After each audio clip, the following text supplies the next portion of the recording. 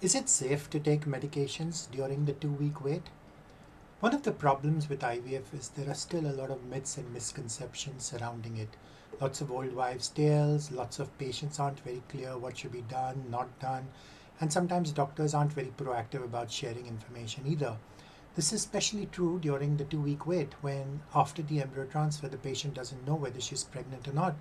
And people put all kinds of restrictions, often family members.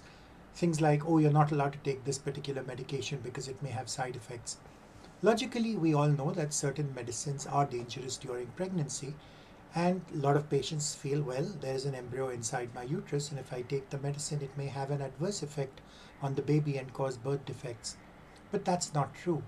And the reason for this is that even after the transfer, until the beta HCG is positive, which means until your pregnancy test is positive, the embryo has not established enough of a blood supply from the mother so that even if she does take drugs, they will not pass through her bloodstream to damage the embryo.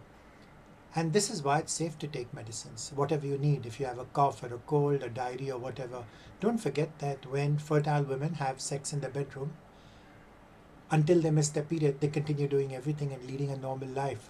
So you don't have to worry about the embryo and what's going to happen to it after the embryo transfer because of any medicines you're taking.